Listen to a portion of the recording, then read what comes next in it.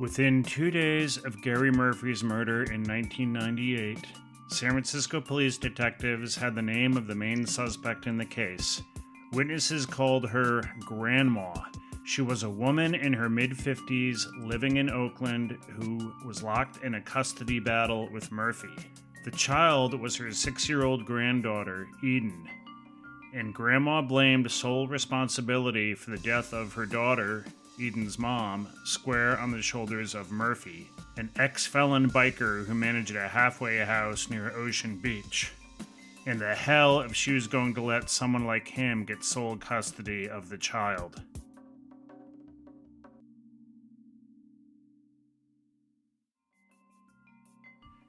Gary Murphy's brother and sister had flown into San Francisco after the death. The siblings and a close friend of Murphy's soon told San Francisco police detectives Camilleri and Casillas that people at their brother's wake believed Grandma had set up the hit on him. Police had already known that a gunman came to the halfway house, shot Murphy in the back at least twice, before Murphy jumped out a second-floor window. They knew first responders had already pronounced Murphy dead at the scene. Witnesses saw the gunman flee in a light blue sedan driven by an accomplice. Though Detective Wincoop prepared arrest warrants in about 2012, no one has ever been arrested or charged with Murphy's murder. Detectives Camilleri and Casillas, the original detectives assigned to investigate, lost crucial phone evidence in the case by not preserving the original phone call records of suspects from the time. The San Francisco District Attorney's Office twice declined to file charges, despite numerous other strong pieces of evidence, including detectives recovering the gun matched to the bullets that killed Murphy, an eyewitness identification of the shooter, and an informant who connected Grandma to the 3 ex-cons at the center of the investigation. She didn't want him to get access to his daughter. And I said, oh God, just stay away from her, Gary, just stay away. Gary was so desperate that I was scared to death of him. I'm Mike Spencer. I'm a licensed private investigator who can't let something go. I'm also a host of the podcast you're listening to, which I've named The Gary Murphy Assassination. I call it that because I have had evidence for nearly 3 decades that Gary Murphy was, indeed, assassinated.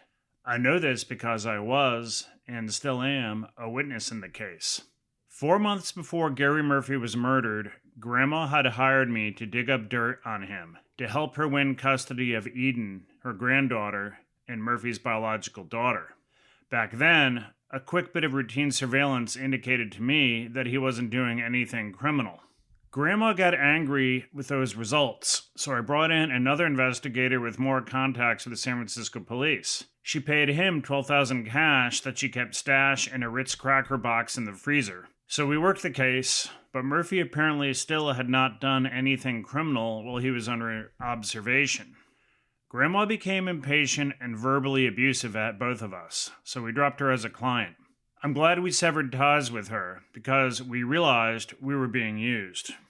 3 months later, Murphy took those bullets to the back and jumped out of the second-story window of a halfway house near Ocean Beach.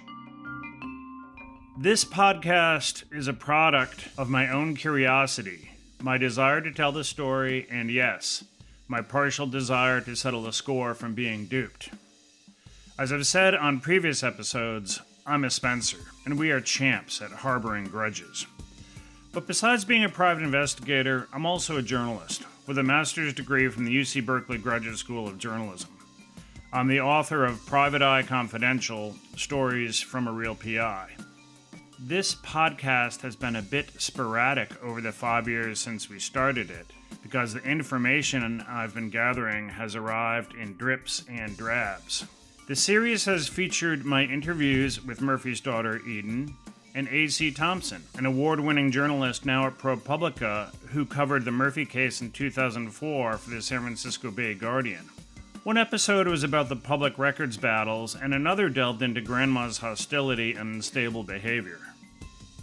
This episode is a culmination of a years-long fight to get the San Francisco Police Department and the District Attorney's Office to hand over their files into Gary Murphy's death. At one point, police told me they didn't have anything. I didn't let that go either. This episode is a culmination of my fight to make sure that Gary Murphy's murder wasn't reduced to another story of a bad guy getting what was coming to him, but rather telling a story about a drug dealer who might have been turning his life around to become a father to a little girl. It's also a story of sloppy police work and a bureaucratic indifference. What you're going to hear in this and the next episode are the police interview audio tapes. It's the first time the public has ever heard them. I fought San Francisco police and the district attorney for 5 years to get these tapes through California Public Records Act. The previous episode gets into what they turned over in the written case file, which I obtained last year.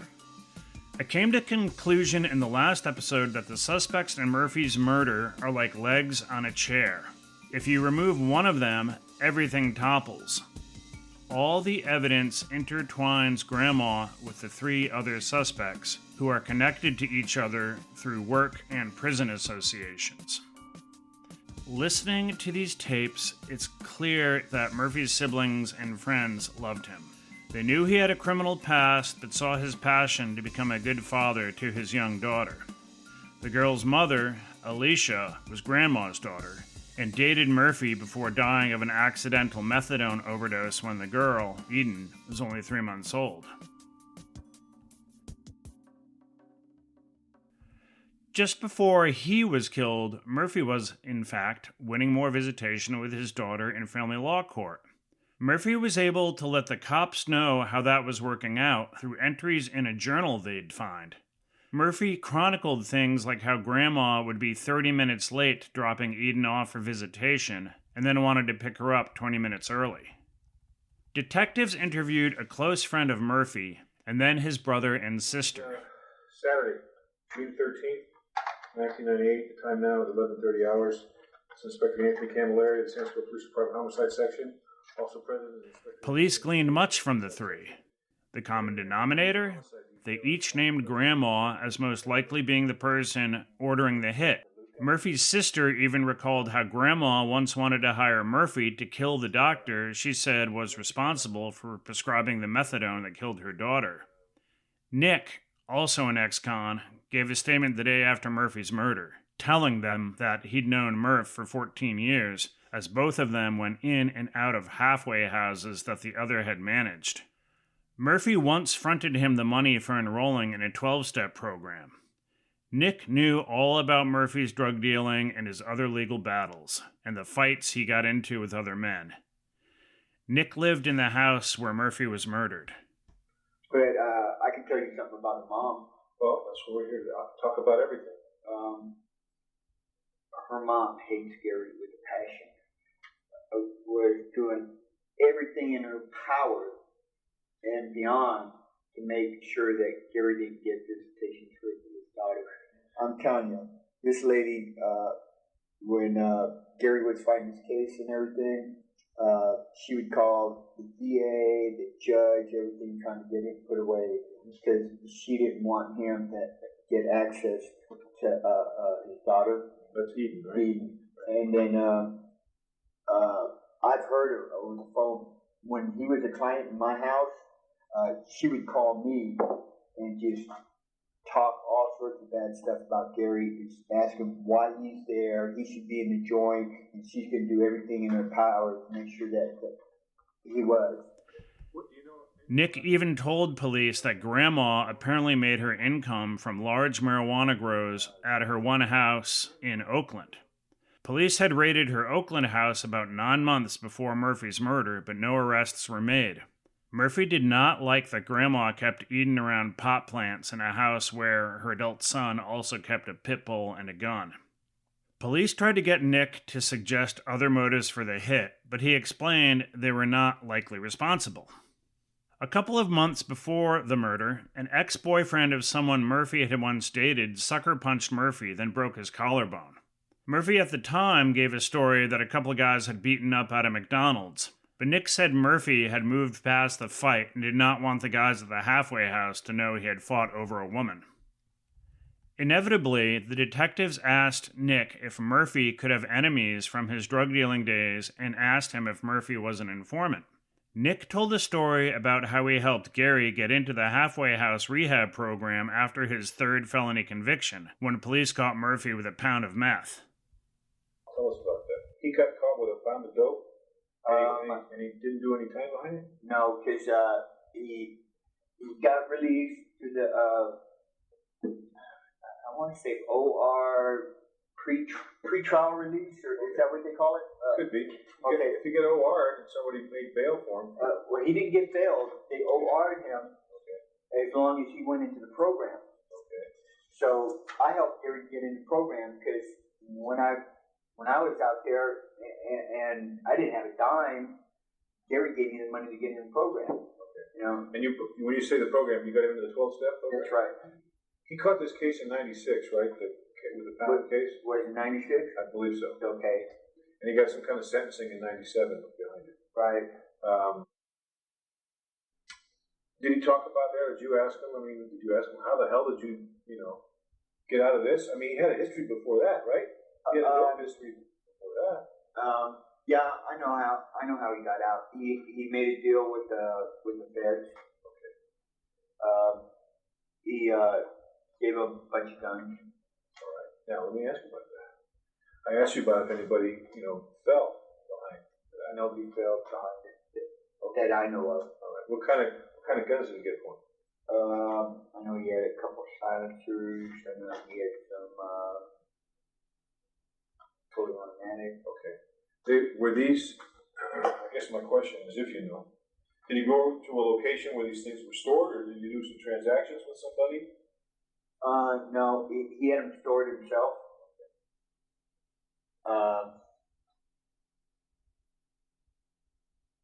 And the way, cause, to be honest, I helped him figure out how to do this. Okay. He was gonna just tell them where they were. I told him, he needs some leverage.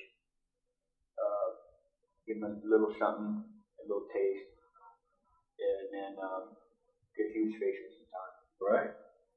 Enhancements and all that. And so what we came up with is, I'm not gonna get in trouble for this. Nobody's Mirandized you, and you're sitting in here talking. Okay. We're trying to help you solve the murder of your friend. Right. What we came up with was we had a girl call and say that she had the weapons down in Florida, and that there was like a shipment coming up. Okay. And when they would be here, and this is what Gary had told the feds, and we stalled it a couple times to make it look like the people on this end were scared. And finally, I think he gave him like half of it the first time, and then the rest of it. Plus, he gave him a bunch of checks and money orders. They were old ones, but they were still checks and money orders.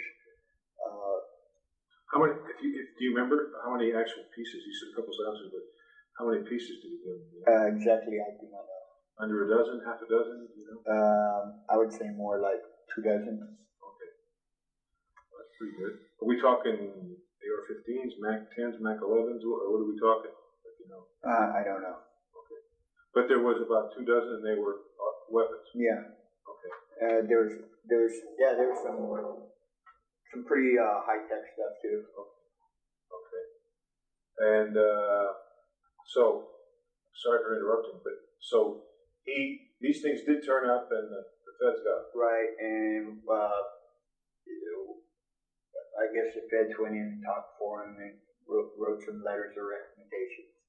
So, were there any other? Okay, Nick made the point that with the plan of turning over the guns, no one would be punished for it.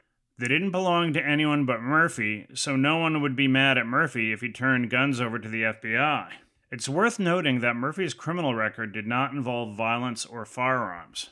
A similar back and forth occurred with detectives questioning Nick about Murphy's drug dealing days. He said that Murphy was a good drug dealer, all businesslike. Murphy bought his drugs up front so that he would never be in debt to someone. As a former recovery house program manager, Nick said Murphy would not have had the time or the opportunity to deal drugs because he'd be getting up at 6 a.m. and dealing with problems at the house until everyone went to bed. Nick disclosed Murphy once had to kick someone out of the house and the recovery program, but he didn't think that would be enough to kill Murphy over. However, Nick did say Grandma had a motive. Well, do you think she would be capable of hiring someone to go kill him? I tell you, from all the steps she tried to, that she took while he was fighting his case. Yeah. And how much she blames Gary for Alicia's death. Yeah. I would say, yeah. Is she connected with anybody? I don't know. She ever been arrested? I don't know.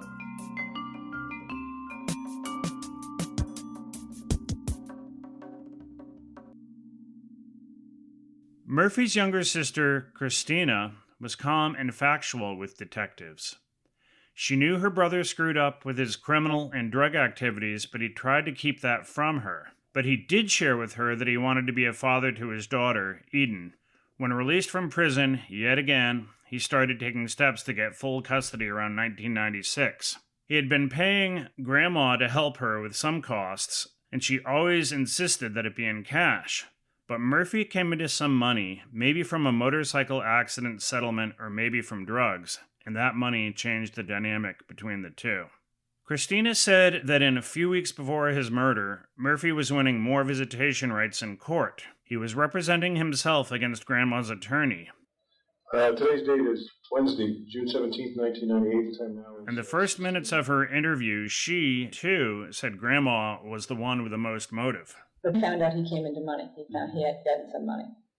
So all of a sudden she wanted money and she was going to start controlling the situation. And then he got into his, promised me he'd get into a program. And he got into this program and he started clearing his head and waking up. And he said, now I want to see my daughter. No more games, no more tell me now and then take it away in a week. And he's on his way out there and then she cancels it. And it was screwing up Eden and him. The poor girl would probably think that she was seeing her father, and then, no, you're not seeing him. No, at one point, he told me that she said that Gary was dead. Gary had told her that Grandma wanted him to kill the doctor she blamed for her daughter's death. Years ago, Gary said to me, God, she was trying to get me to put a hit on the doctor that she, in her mind, thinks killed her daughter. And she wanted me, and I don't know if he told her this, and I didn't even say, and she wanted me to send him a box of heroin. She's crazy. I said, Gary, you know not. She's crazy. She's angry. Because I know. And when people die, people think and say angry things. Mm-hmm. Believe me, I mean, I've lost a lot of people in my life, and you want to blame somebody. Mm-hmm. And it's your immediate reaction. So I'm hoping that that's what it is. But from the years of Bonnie with Eden, I mean, she loves Eden, and I'm sure of that. But her stability, I don't know. I don't know her, and I'm hearing it from.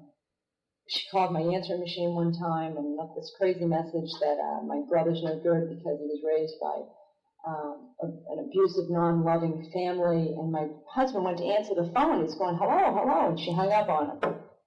It's just insanity, because I called her, I knew it, because when all this started, about 3 months ago or something, 6 months ago, I called her for the first time in years, and all I said was, why are you doing this? Gary just loves Eden, he just wants to see her, and he just wants to help her, and I said, Christina believed that Grandma was trying to antagonize Gary into a physical fight, so he'd be sent back to prison and lose all custody of Eden. He was just saying, she's crazy. And he never really called me up and said, hey, you know what Bonnie did today? I mean, this was probably 2-3 years ago, possibly. He was just saying, Christina, she's so crazy, because he didn't badmouth anybody until he was really driven to do it. And he just said, she's so crazy. One time she asked me to do this. It was all just, and I said, oh, God, just stay away from her, Gary. Just stay away from her. Don't do anything. Don't go near her. The day that he went over to her house for visitations, it was, I don't know if you heard about that one. The last time she was throwing things at him, and she said, yeah, come on over, Ethan's here. And she was trying to, have a drink, Gary. And he said, well, I don't drink anymore, I don't want a drink. And she, I don't know the exact scenario, and I can't remember the conversation that he told me took place, but it ended up being poor Ethan was sitting there in the house, in the room, and she just, I guess he gave her a check or the money order. That was the time that it started, and she went crazy, and she just started hitting him, and then throwing things at him. To me, in my mind, it was almost as if she was trying to get him to hit her, and then she could say, he hit me, and now arrest him and get him out of here and put him away. And he just left the house, and poor Ethan was sitting there, and he was very upset about that. That was his only concern.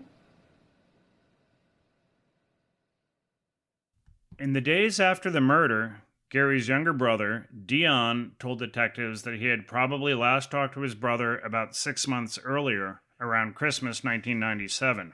He recalled his brother had told him about a fight he had after winning money from some guys at a pool hall. His brother told him he had also had an altercation with other prison inmates in about 1996.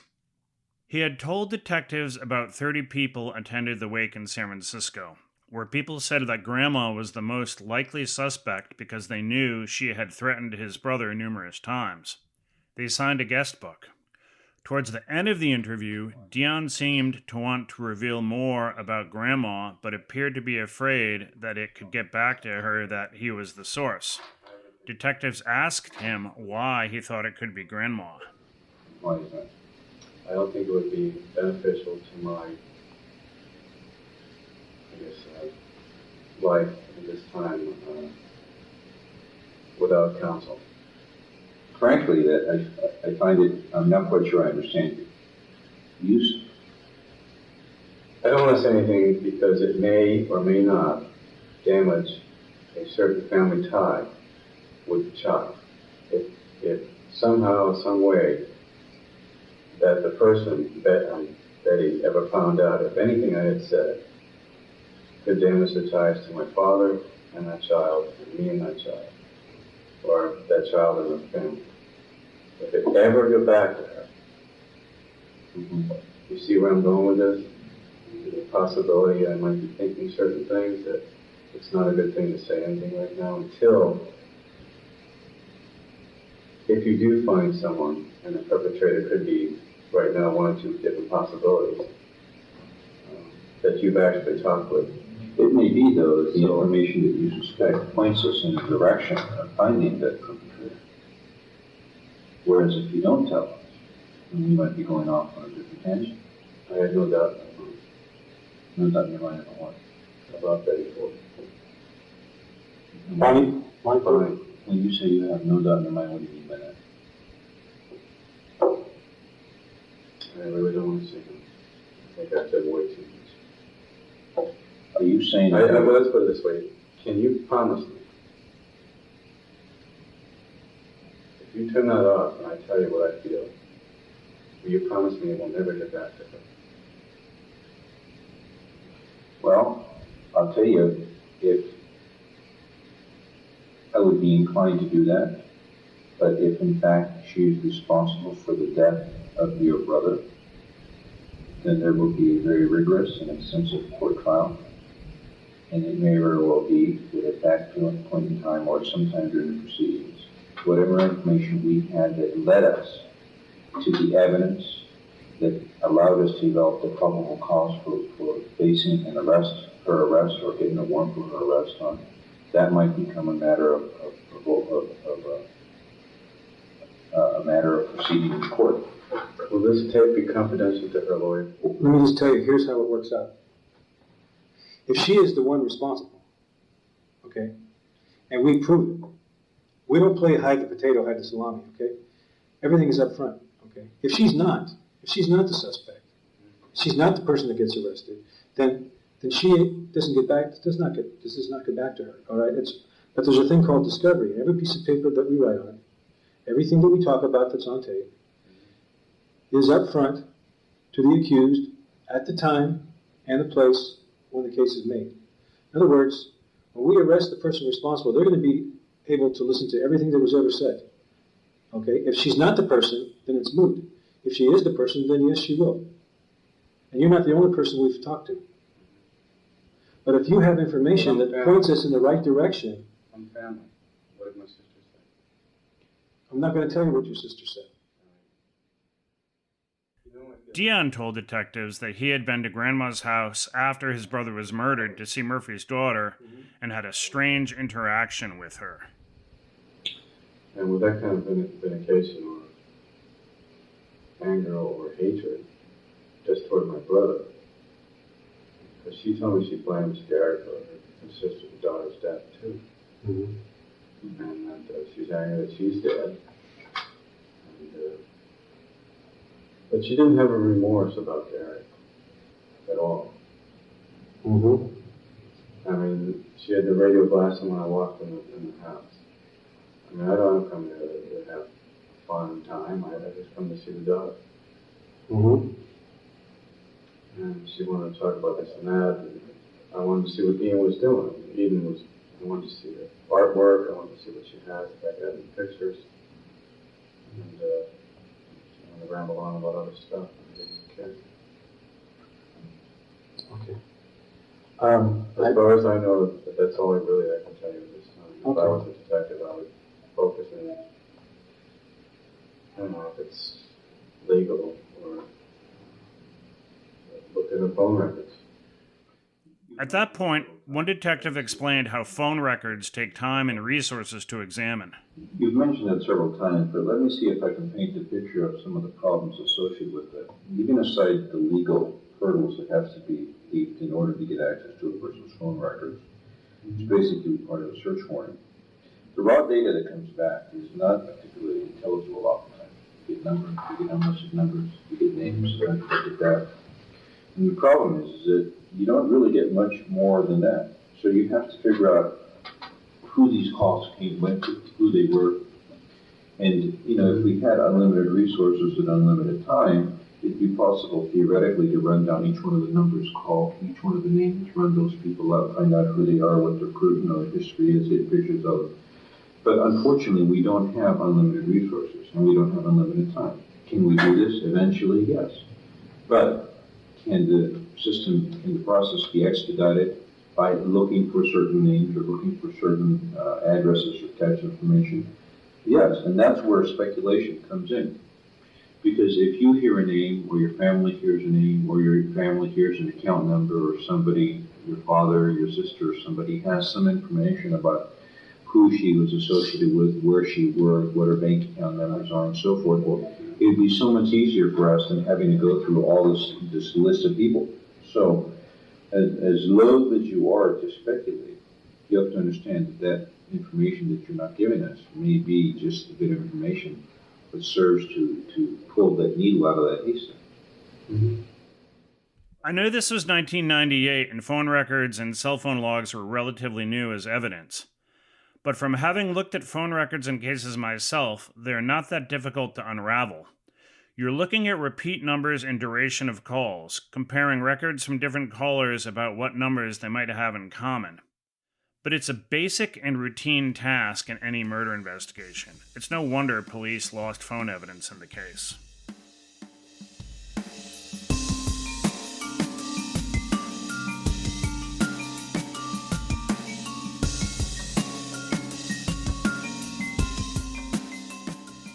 Detectives went to Grandma within a week after the hit. She was the common denominator for a suspect, named by Murphy's colleagues at the halfway house and his siblings. 11:41 hours, the 18th of June. Same location, same people present. I'm sorry, when we stopped. The audio file of police interviews with Grandma that we received had some really loud humming to it. We tried our best to clean it up, but we apologize for the audio quality in parts. Judging by the background noise, the police likely interviewed her at a daycare, perhaps where she was with Eden. Listening to the tapes, I heard Grandma's voice for the first time in more than 27 years. I am immediately reminded of how good she is at gaslighting people while maintaining the veneer of civility. Police didn't play hardball with her, but she couldn't resist throwing dirt on Murphy and playing up her knowledge of the criminal justice system. She claimed that Gary and an old girlfriend had once talked about having someone killed. She then said that Murphy had coerced her into writing a favorable letter about him to the family law court. She claimed she had told the judge and a San Francisco prosecutor about it.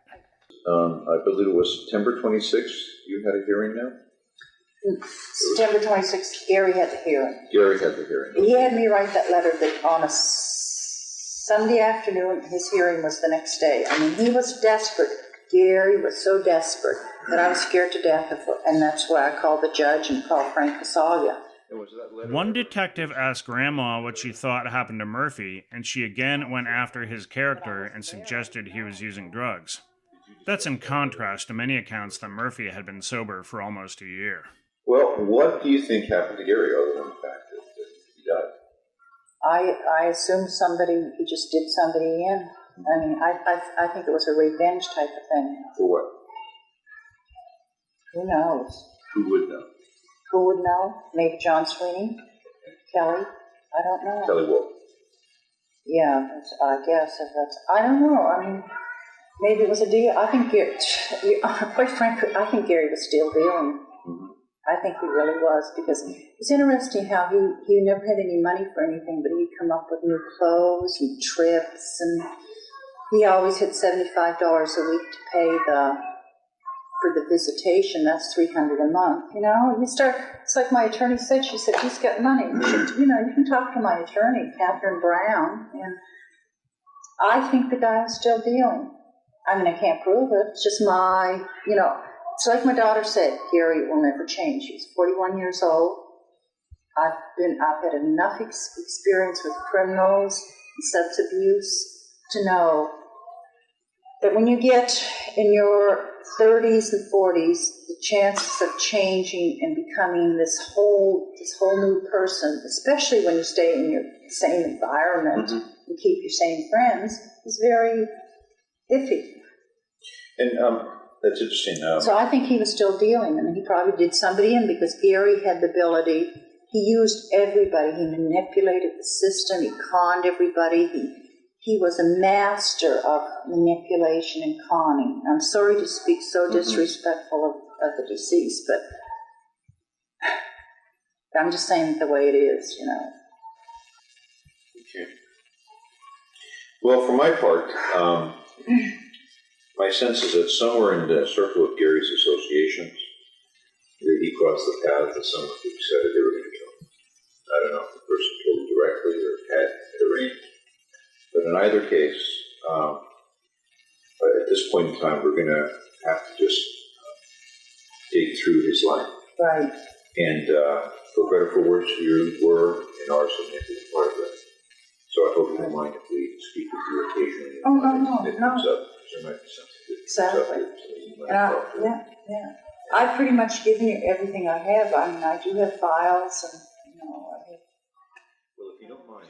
2 weeks later, Grandma fled to her native Canada with Eden, where the two lived for the next 6 years.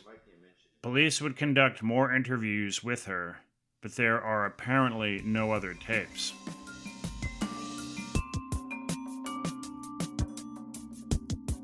My decades of working as a private investigator in criminal defense cases gives me perspective on the dynamics between suspect Grandma and the detectives.